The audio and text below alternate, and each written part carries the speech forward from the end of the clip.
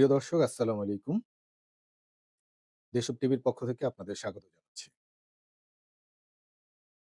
গতকাল বিএনপির ভারপ্রাপ্ত চেয়ারম্যান জনাব তারেক রহমানকে কেন্দ্র করে যে জনসমাগম এবং চলাচলের দৃশ্য দেখা গেছে, তা একদিকে মানুষের আবেগ ও ভালোবাসার বহিঃপ্রকাশ হলেও অন্যদিকে সৃষ্টি করেছে চরম নিরাপত্তার ঝুঁকি ও ভয়াবহ দুর্ঘটনার আশঙ্কা।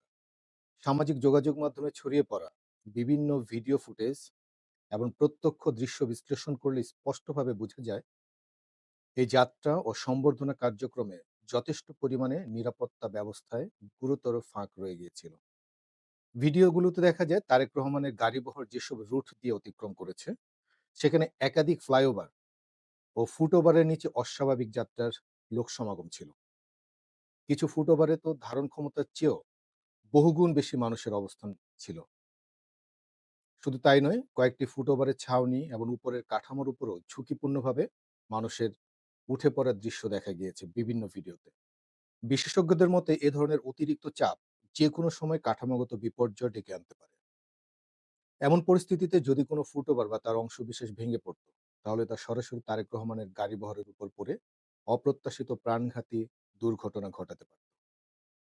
এই ঝুঁকিপূর্ণ রুট ব্যবহারের বিষয়টি আগেই মূল্যায়ন করা এবং বিকল্প নিরাপদ রুট নির্ধারণ করা ছিল অত্যাবশ্যক, যা তারেক রহমানের নিরাপত্তা কর্মী এবং নিরাপত্তা নিয়োজিত সংশ্লিষ্ট যারা ছিলেন তাদের ভেবে দেখা উচিত ছিল।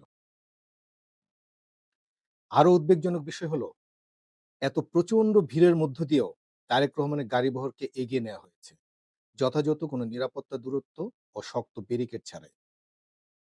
আন্তর্জাতিক মানদণ্ড অনুযায়ী ভিআইপি চলাচলের সময় গাড়ি থেকে নির্দিষ্ট পরিমাণ দূরত্বে মেটাল বা শক্ত কোনো ব্যারিকেড, বিশেষ করে কাঠের হতে পারে, বাঁশের হতে পারে, এ ধরনের ব্যারিকেড রেখে জনতাকে নিয়ন্ত্রণ করা বাধ্যতামূলক।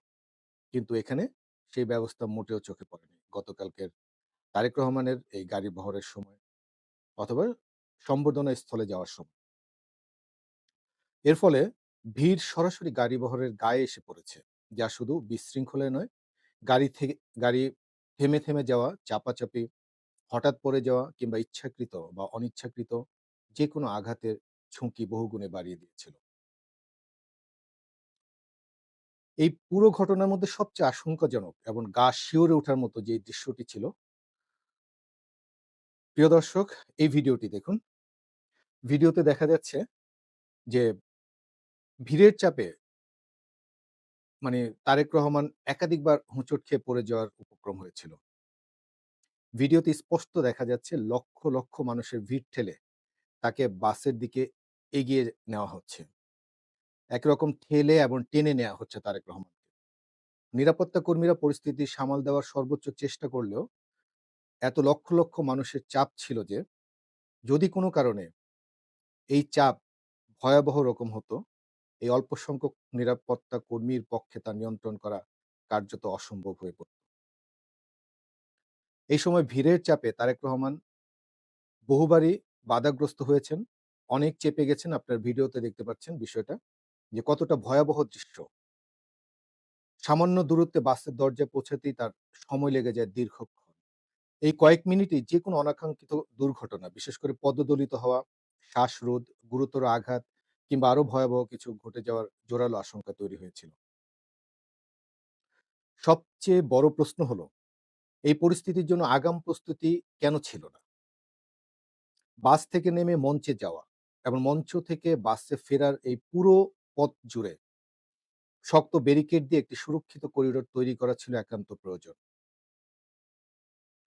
এমন জনসমুদ্রের মধ্যে তাকে নামানোই উচিত ছিল না। প্রয়োজন ছিল তারেক রহমান যেই পথ দিয়ে আসবে সেখানে একেবারে নিরবচ্ছিন্ন নিচ্ছিদ্র নিরাপত্তা রাখা এবং লোকজন যাতে সেখানে ভিড় করতে না পারে তেমন ব্যবস্থা প্রয়োজন ছিল। প্রয়োজনে বিকল্প ব্যবস্থা, যেমন সীমিত দর্শক রাখতে পারত ওই অংশে, আলাদা নিরাপত্তা বলয় তৈরি করতে পারত, অথবা ভিন্ন প্রবেশ এবং ভিন্ন প্রস্থান পথ নিশ্চিত করা যেত।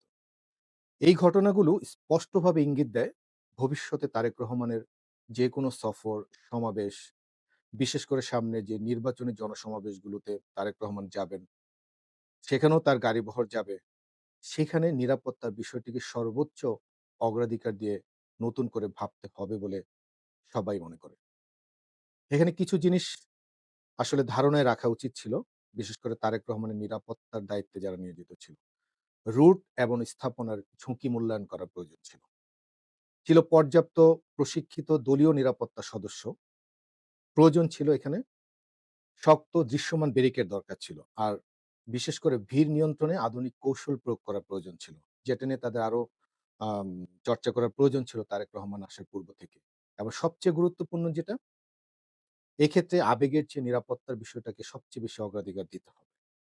না হলে এই ধরনের ঝুঁকি এরপরে কিন্তু থেকেই যাবে। এই একটি ঘটনা আমাদের স্মরণ করিয়ে দেয়, জনপ্রিয়তা যেমন ভালোবাসা আনে, তেমনি অবহেলা ডেকে আনতে পারে ভয়াবহ কোনো বিপর্যয়। সৌভাগ্যক্রমে গতকাল কোনো দুর্ঘটনা ঘটেনি। কিন্তু ভবিষ্যতে যেন এমন সৌভাগ্যের উপর নির্ভর করতে না হয়। এমন দুর্ঘটনা যে ঘটবে না, তা কিন্তু বলা যায় না। বিশেষ করে আজকেও তারেক রহমান যে সকল জায়গাগুলোতে গিয়েছেন, বিশেষ করে তার বাবার কবর জিয়ারত করার জন্য চন্দ্রিমা উদ্যানে গিয়েছেন, তিনি গিয়েছেন সাভারের জাতীয় স্মৃতিসৌধে শহীদদের প্রতি শ্রদ্ধা নিবেদনের জন্য। সেখানেও একই রকম দৃশ্য দেখা গিয়েছে। ভিড়ের মধ্যে তারেক রহমানকে ছেড়ে দেয়া হয়েছে। পাশে কোনো ব্যারিকেড রাখা হয়নি। প্রচন্ড ভিড় ঠেলে মানুষের এই চাপ যেকোনো সময় দুর্ঘটনা ঘটাতে পারে। এই ধরনের আশঙ্কা তৈরি হয়েছে। আসলে এই বিষয়টি নিরাপত্তা কর্মীদের ভেবে দেখা উচিত। সেই ব্যবস্থা এখন আসলে সময়ের দাবি। প্রিয় দর্শক, আজ এই পর্যন্তই। আগামী ভিডিওতে আবার আপনাদের সাথে দেখা হবে। সেই পর্যন্ত সবাই ভালো থাকবেন। ধন্যবাদ।